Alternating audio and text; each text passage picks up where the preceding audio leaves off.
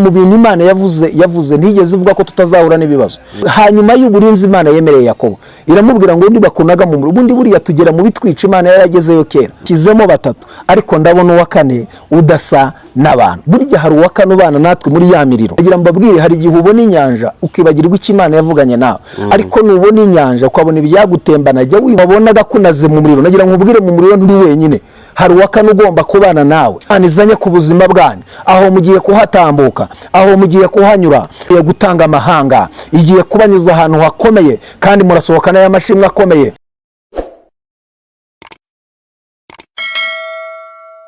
Mana, uri Imana ikomeye, uri Imana igira neza, uri Imana ivuga bikaba, uri Imana itegeka bigakomera, uri Elohim, uri El Shaddai, uri Jehova Nisi, Jehova Ir, Jehova Shalom.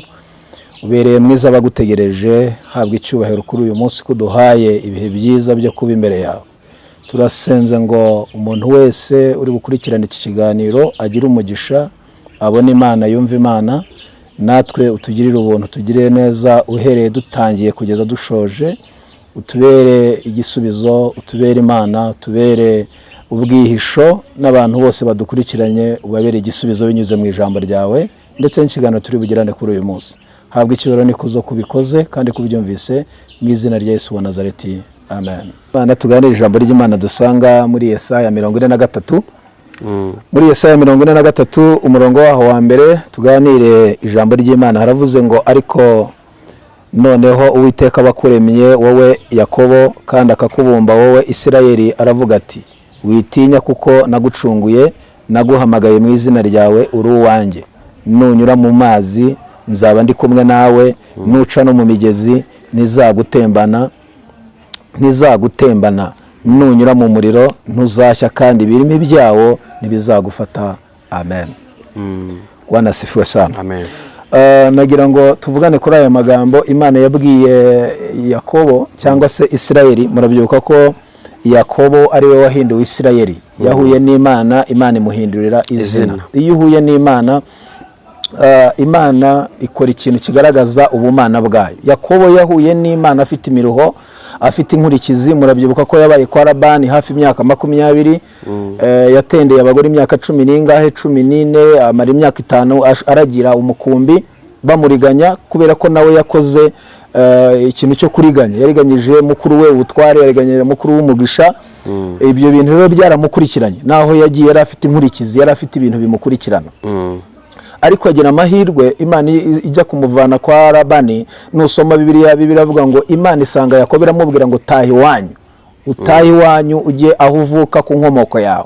Bibiliya iravuze ngo Imana ihata Yakobo gutaha, ariko ntiyatuma ataha amara masa nta kintu atahanye. Ngo isanga Labani iramukangara, iramubwira ngo umugaragu wanjye waramuriganyije, none nujya kumusezerera ntumusezerere imbokoboko gusa, ahubwo mupasure munganye.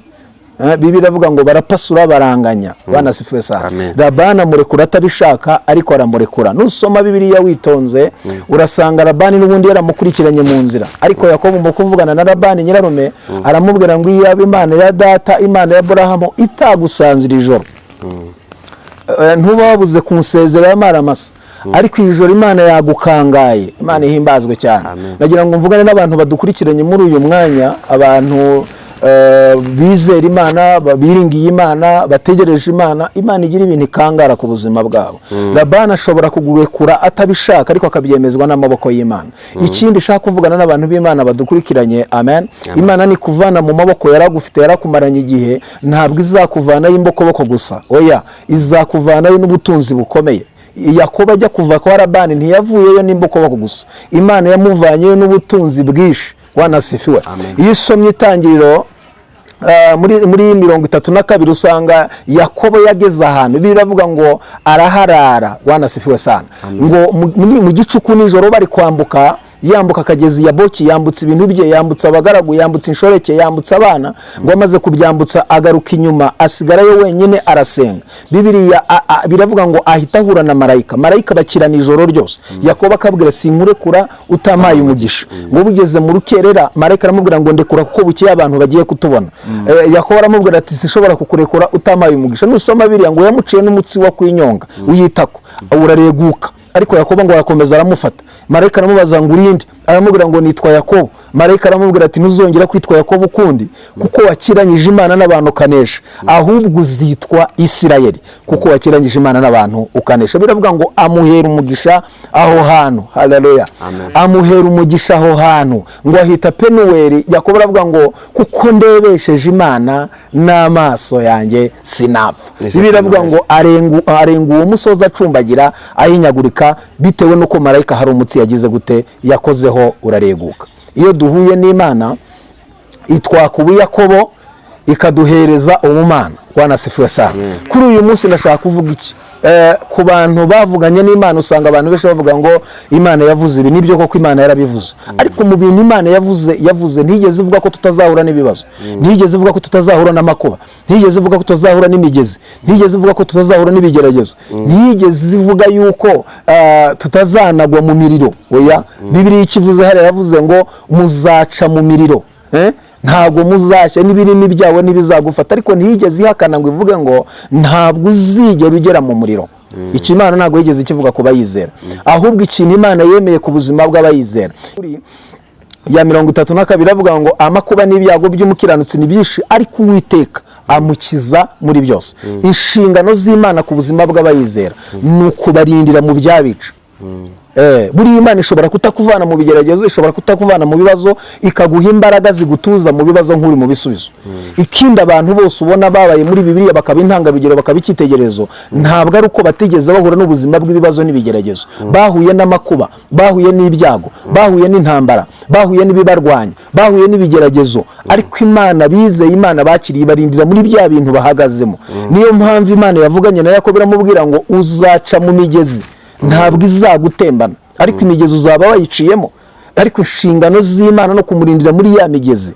Uzaca mu muriro, ntuzashya n'ibirimi byawe ntibizagufata, kuko wambereye inkoramutima. Ariko ako kantu bakita akantu k'umwihariko, kuko wambereye inkoramutima. Ariko woweho nuca. Iryo ni ijambo ry'umwihariko, ni ijambo ridasanzwe Imana ivuga ku buzima bw'abantu bayubaha. Iyo wahuye n'Imana ukakira Imana mu buzima bwawe, ikuvugaho ibidasanzwe mu gihe kidasanzwe. Bwana sifiwe sana. Nubwo hari imigezi, nubwo hari imiriro, buriya hari igihe isi icana umuriro, isi kenyegeza ikavuga ati uyu muntu we ahantu turamunagayo. Umva ko avuga ko afite Imana, ko afite ngo bagira uburinzi, ngo bagira Imana ibakurikirana, turamunagayo byanga byakunda. Ariko nusoma Bibiliya ivuze ko Imana iravuze ngo Yakobo nuca mu muriro ntuzashya, ibirimi byawe ntibizagufata, kuko wambereye inkoramutima, ukaba wo kubahwa nanjye nkagukunda. Icyo nicyo kizatuma. Bwana sifiwe sana. Hanyuma y'uburinzi Imana yemereye Yakobo, iramubwira ngo nibakunaga mu muriro. Ubundi buriya tugera mu bitwica Imana yaragezeyo kera, tugera mu miriro Imana yagezeyo kera, tugera mu migezi Imana yagezeyo kera, tugera mu ntambara Imana yagezeyo kera. Bwana sifiwe sana. Ntabwo ibintu bitwica Imana ibitanga, donc ibitanga kugera kuri tere aho bizatwicira, aho bizadutegera. Imana igerayo kera mu muriro, Imana yagezeyo kera. Bashaduraka babanaze mu itanura, ariko Imana yagezeyo kera, ivanamo ikibica isigazamo igituma Imana ihabwa icyubahiro. Bwana sifiwe. Umuriro bushyiramo hagati na hagati. Nusoma Bibiliya abasore batinze mu muriro na Nebukadinezari abona uwakane udasa n'abantu. Hari ikintu Imana ikora ku buzima bw'abayizera ku buryo n'abapagani berekwa. Nebukadinezari yarahishuriwe abona uwakane udasa n'abantu, aravuga ngo ndabona uwakane ariko ntasa n'abantu. Twashyizemo batatu, ariko ndabona uwakane udasa n'abantu. Burya hari uwakane ubana natwe muri ya miriro, hari uwakane ubana natwe muri ya migezi, hari uwakane ubana natwe muri bya bintu byatwica. Bwana sifiwe. Haleluya.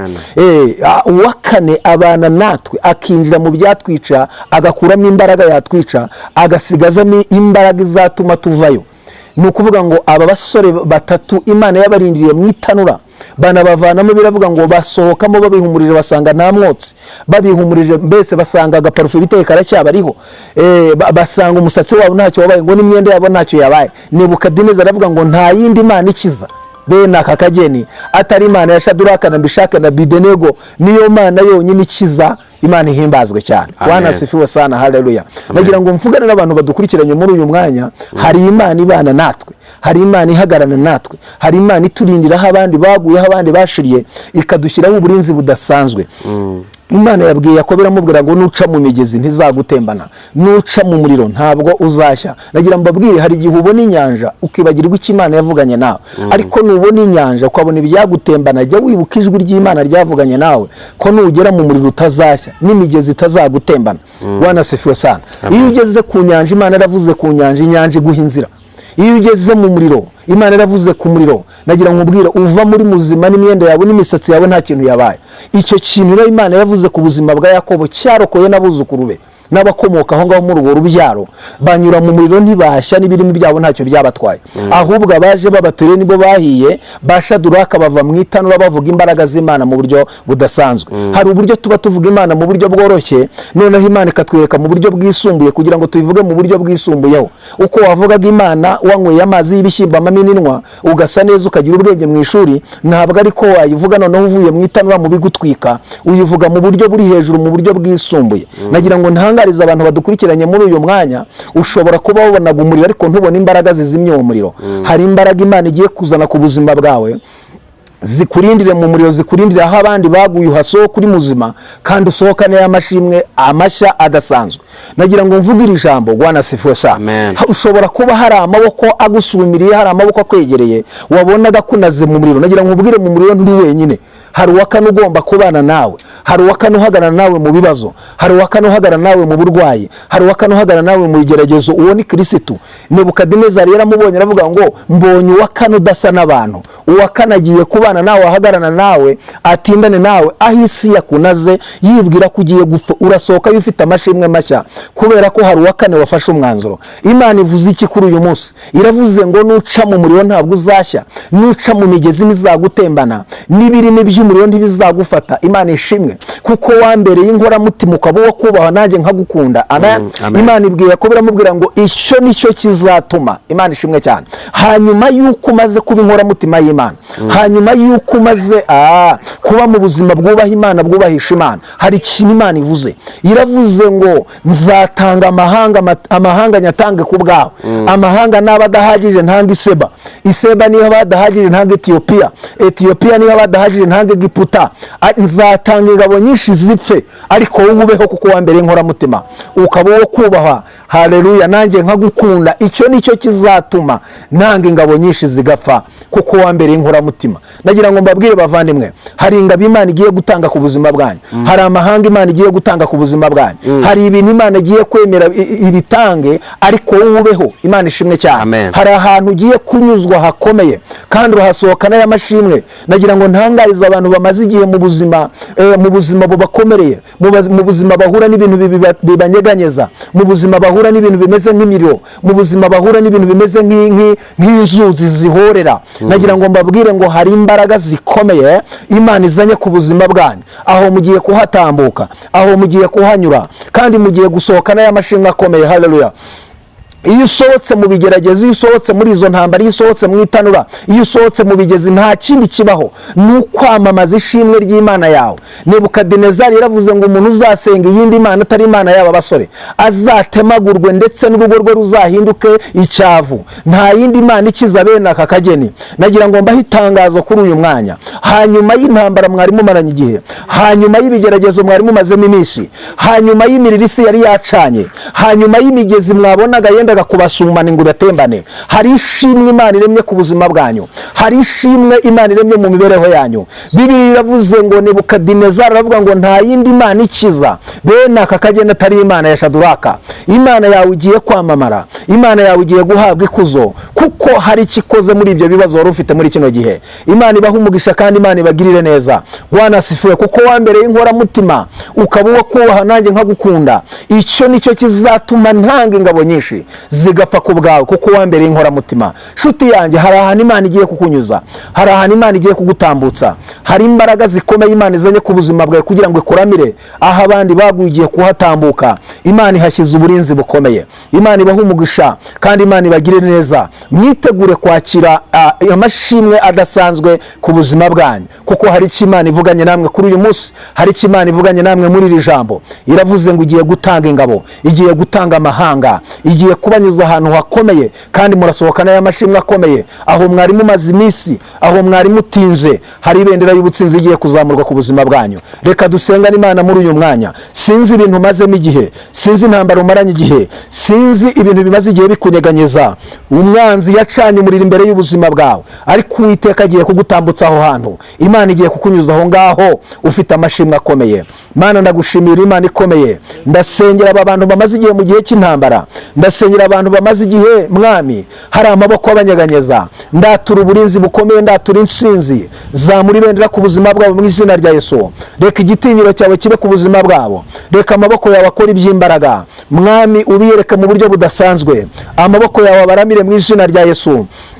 Abisi yarisunitse ngo ibanage mu muriro, ndahamagara imbaraga z'Imana, ndahamagara ubutsinzi, ndahamagara kunesha kw'Imana, ndahamagara icyubahiro cy'Imana. Reka ibyari intambara, ibyari ibibazo bihinduka amashimwe, babona Imana mu buryo bushya, babona Imana mu buryo budasanzwe. Ndagushimiye ko barwaniriye, ndagushimiye ko biyeretse, ndagushimiye ko hari ingabo nyinshi utanze ku bw'aba bantu. Mwami, ukaba ubarwanira, ukaba ubiyeretse, ukaba ubagiriye neza. Ngushimiye ko baremeye amashimwe afatika, ngushimiye ko barwaniye mu buryo budasanzwe, ngushimiye ko izi ntambara zishyizeho iherezo.